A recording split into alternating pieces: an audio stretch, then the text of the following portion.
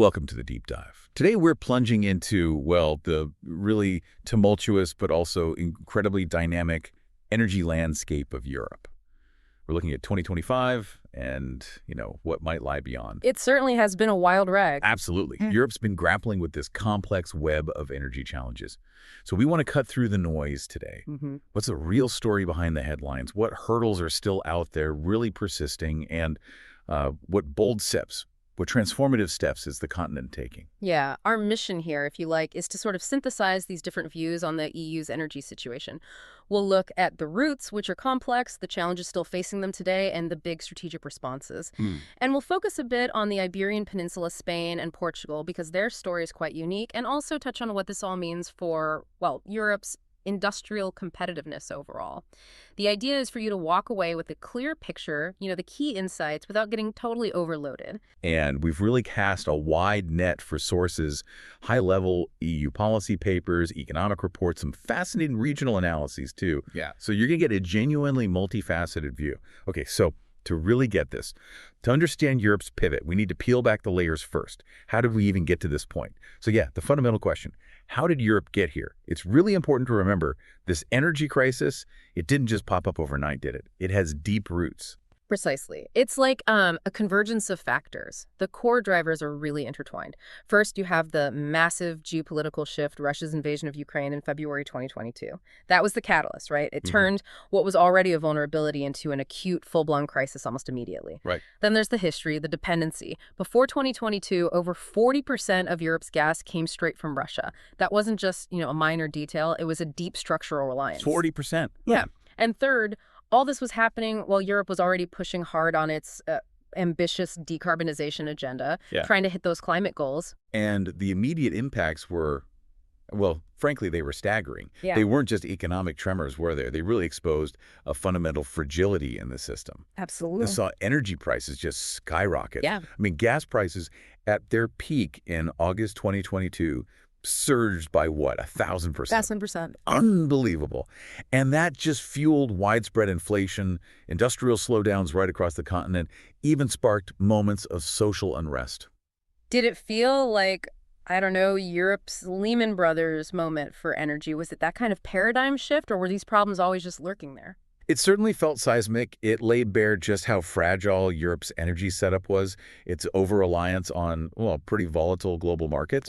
So essentially, the EU found itself facing this kind of triple challenge. Okay. Imagine trying to run a marathon, but you also have to rebuild your running shoes while you're running and dodge potholes and change your whole training plan mid-race. Hey, that sounds about right. That's basically what Europe faced. Secure, reliable energy supplies, somehow cushion the economic blow from those price spikes, and, stay on track with its climate goals. It's this complex balancing act that forms the backdrop for, well, everything else we're discussing. Okay, so fast forward a bit. Europe showed some resilience. Prices have come down from those crazy peaks in 2022. But it doesn't sound like they're exactly out of the woods yet, are they? What are the challenges that are still really biting in 2025? No, definitely not out of the woods. Several big structural hurdles remain. Supply security is still a central worry. Diversifying where the energy comes from is proving tough. We've seen more LNG, liquefied natural gas coming in from the U.S. and Qatar, sure. But you've got infrastructure bottlenecks plus fierce global competition for that same supply. It limits Europe's flexibility. Right. Price volatility is another one. Wholesale markets are still quite susceptible to shocks. Even though prices have cooled off, European gas prices, they're still roughly double what they were before 2022. Still. Yeah. And that makes energy-intensive industries, think chemicals, metals, particularly vulnerable. They're facing much higher operational risks. And that's not just about profit margins, is it? We're talking actual job losses, potentially losing that competitive industrial base. What's the real danger there? That's a critical point, absolutely. Then you've got grid modernization. The expansion of renewables, solar and wind, has been incredibly rapid, which is great, but it's kind of outpaced the needed investment in the grid itself. Huh. That leads to instability, inefficiencies, and we can't forget energy poverty. High energy costs are still hitting low-income households the hardest. Short-term subsidies helped a bit, took the edge off, but finding long-term fair solutions, that's still proving elusive. Yeah. And finally, industrial competitiveness. It's under serious pressure. Persistent high energy costs create a real risk of deindustrialization. Just look at the numbers. In 2023, EU industrial electricity prices were, 158% higher than in the US? Wow, 158%. That kind of gap makes manufacturers think twice. They consider relocating. The EU's actually lost over 800,000 manufacturing jobs since the pandemic began, and steel production is now at its lowest point since 1960. Lowest since 1960. That's stark. So the challenges are undeniable, like wrestling an energy hydra with multiple heads. But the crucial question then is, how is the EU actually trying to fight back? What's in their arsenal against these massive interconnected problems? Well, it's a monumental effort, no doubt, and the EU has hit back with a really comprehensive policy overhaul. It's a mix of emergency fixes and these big long-term strategic shifts. Think of Repower EU. It's not just a policy doc, it's like Europe's forced high-speed energy divorce from Russia. Right. A strategic pivot aiming to do in 5 years what might normally take decades, pushing this unprecedented scale-up of renewables. Launched in 2022, right? Launched in 22, expanded by 2025. The goal, an EU dependence on all Russian fossil fuels, gas, oil, even nuclear fuel by 2027. We even saw a proposal in June 2025 for a regulation to phase out Russian imports properly, especially after gas imports ticked up again in 2024, and countries have until March 2026 to submit their national diversification plans. That 2027 target sounds incredibly ambitious. What are the biggest hurdles to actually hitting that? And is everyone inside the EU even on the same page about whether it's doable? Oh, it's hugely ambitious. Hurdles range from just building the infrastructure fast enough to securing alternative supplies in what's become a very competitive global market. And yes, there are definitely internal debates about the pace and feasibility. Yeah. But alongside Repower EU, you've got the Fit for 55 package. That sets updated 2030 targets, aiming for a 55% cut in greenhouse gas emissions compared to 1990. And that's backed by reforms to the emissions trading system, the ETS, plus higher carbon pricing. And then there's CBAM, the Carbon Border Adjustment Mechanism. With CBAM, Europe isn't just cleaning up its own act, it's basically putting a green tariff on imports. Right, the border tax. Exactly. It pushes other countries to decarbonize too, or pay a premium to sell into the EU market. It's a bold move, almost revolutionary, trying to export its climate standards. It's in a transitional phase now, should be fully up and running by 2026. So it's policies, targets, but also the actual nuts and bolts, the physical infrastructure. Exactly. Infrastructure modernization is a huge piece. Lots of projects for cross-border electricity interconnectors, digitizing the grid, building out a hydrogen backbone network across Europe. It's not one single silver bullet. It's like a multi-pronged assault. Okay. On the grand strategy level, you have the Green Deal Industrial Plan and the newer Clean Industrial Deal from early 2025. These are about pouring investment into making sure green production actually happens in Europe, especially for those energy-hungry sectors like steel and metals. There was an action plan specifically for them in March 2025. Right. This includes support for things like power purchase agreements, PPAs, and boosting hydrogen production. There's another hydrogen bank call expected later this year, Q3 2025. And what about tackling the immediate pain of high prices for consumers and businesses? Yeah, absolutely. That's where the Action Plan for Affordable Energy, APAE, comes in. That was released February 2025. It specifically targets market reforms to bring costs down, things like new ways of setting tariffs, promoting those PPAs again, speeding up permits for clean power projects, expanding grids, and finding more diverse LNG suppliers. It really sounds like Europe is undertaking nothing less than a massive strategic rethink, a fundamental rewiring. How does a specific regional story like the Iberian Peninsula's kind of illuminate this bigger picture? Let's zoom in on Spain and Portugal. What's interesting, as you said, is they weren't as dependent on Russia initially. Right. Only 5% for Portugal, 8% for Spain back in 2020. Yet they still felt the crisis really acutely. Yeah, their situation was unique, but it really is a powerful microcosm of Europe's whole journey. Even with lower direct Russian dependency, they saw prices soar. The Iberian electricity market average spot price jumped way up in 2022, and they got hit with a kind of double whammy. First, the Maghreb-Europe gas pipeline shut down in late 2021 because of tensions between Algeria and Morocco. Okay. And second, they had a severe drought, which hammered their hydropower out to one of the lowest levels since the 90s. Wow. But despite all that, Iberia showed remarkable resilience. They kept the lights on, maintained stable supply, and even managed record electricity exports to France, whose nuclear fleet was having major availability issues, and also to Morocco. So they had these unique local challenges piled on top of the continent-wide crisis. How did they react specifically? What policies did they put in place? They moved pretty fast. A really key initiative was the Iberian Exception Mechanism. The EU approved it. What it did was temporarily put a cap on the price of natural gas used just for generating electricity.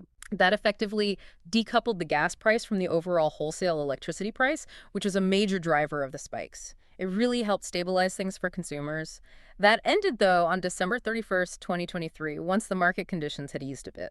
I see. And domestically? Domestically, they also rolled out measures like direct reductions on electricity bills, cuts to VAT and other energy taxes, and specific subsidies for businesses heavily reliant on gas and for vulnerable households. So how has all this shaped their energy mix now? And what are their plans looking forward? It sounds like they might have become something of a green energy leader out of this. Oh, absolutely. The evolution has been rapid. By 2024, renewables made this huge leap covering nearly 90% of Portugal's electricity production. 90%.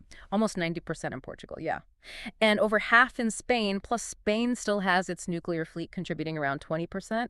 They've smashed records for installing new solar and wind capacity. On the import side, while they were less reliant on Russia overall, Spain did actually increase its Russian LNG imports after the invasion. That was due to some legacy long-term contracts they were tied into. Oh, yeah. But those are expected to be phased out by 2027 anyway. Now, the U.S. and Nigerian LNG are key suppliers. And it's worth remembering the EU's 14th sanctions package from July 2025, which bans Russian LNG from being transshipped at EU ports to non-EU places starting March 2025. Right. And Algeria also remain a critical gas supplier for Spain, despite those earlier diplomatic tensions. Looking ahead, both countries have really ambitious national energy and climate plans for 2030.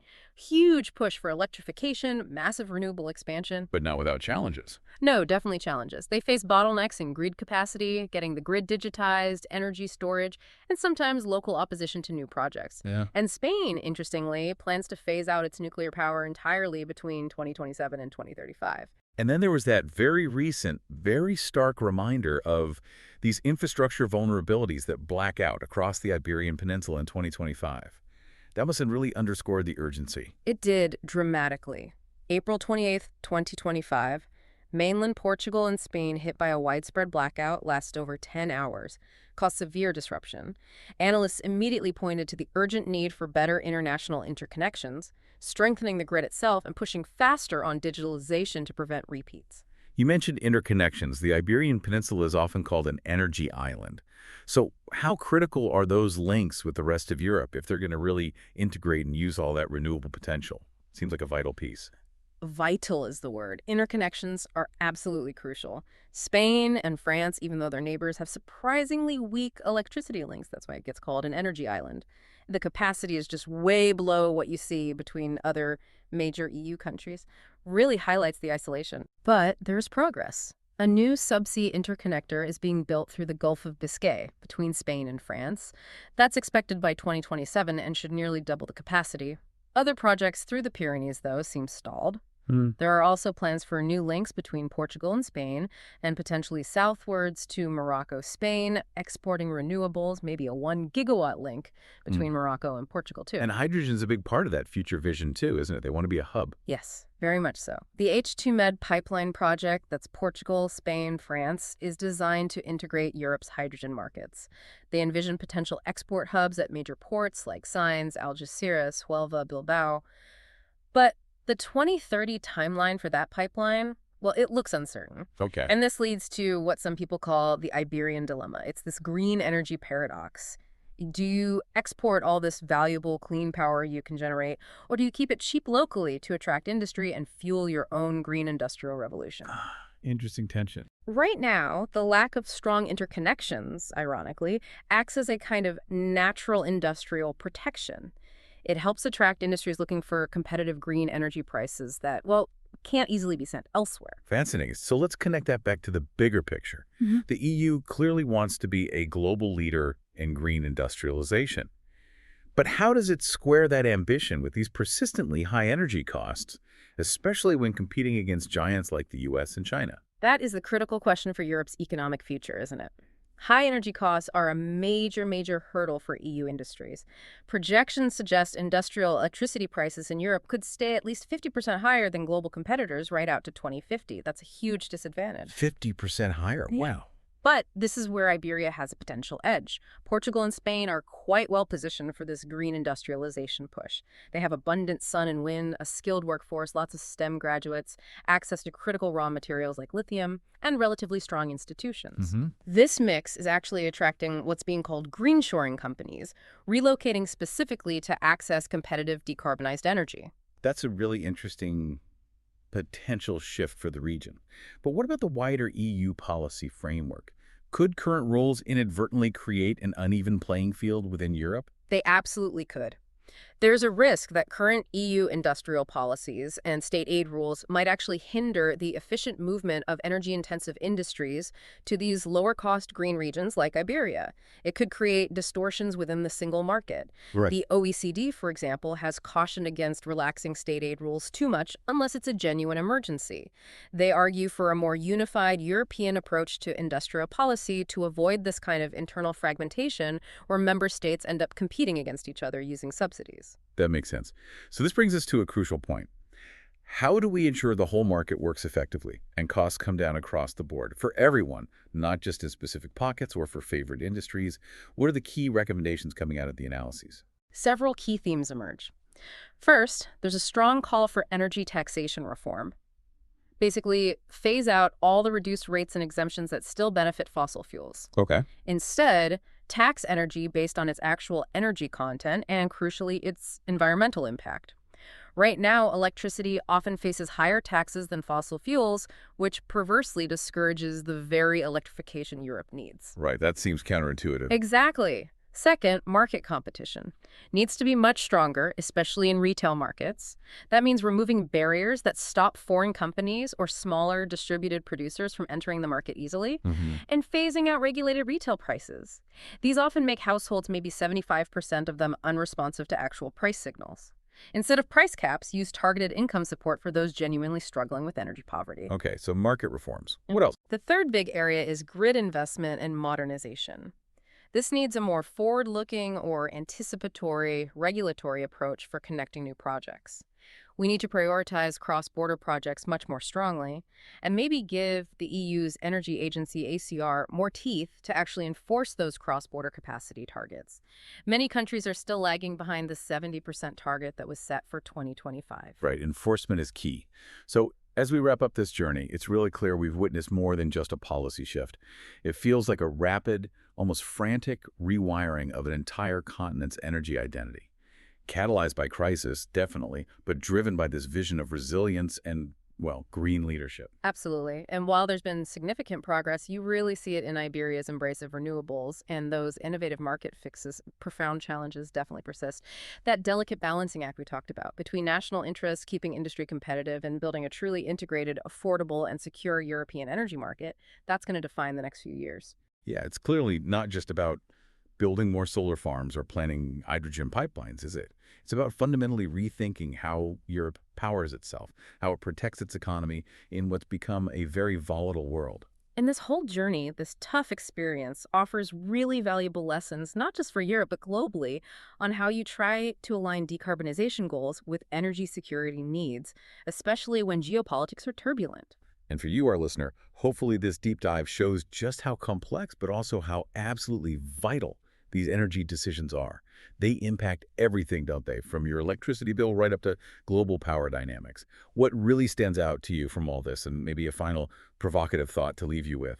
We see these inherent tensions, right, between national ambitions for industrial policy, wanting to keep jobs and factories at home, and the vision of a truly unified, competitive EU energy market. Can Europe successfully navigate those conflicting forces? Can it truly lead a global clean energy revolution? Or is there a risk that this internal friction, these different national priorities, will ultimately slow its pace? Something to ponder. Disclaimer. North Breach Limited, Nutstuff trading name, is an appointed representative of Messels Limited, which is authorized and regulated by the Financial Conduct Authority. Nutstuff has made every reasonable effort to ensure the information provided in this communication is correct. But Nutstuff makes no representation nor any warranty as to whether the information is accurate, complete, or up to date. To the extent permitted by law, Nutstuff accepts no responsibility for any errors or misstatements, negligent or otherwise. Nutstuff, its associates, officers, or employees may also have interests in the financial instruments referred to in this information by acting in various roles. The information in this media is confidential. If you are not the intended recipient, you are not authorized to use the information in this media in any way. Nutstuff does not guarantee the integrity of any media or attached files. The view or opinions expressed are the author's own and may not reflect the view or opinions of Nutstuff. Electronic communications carried within the Nutstuff system may be monitored.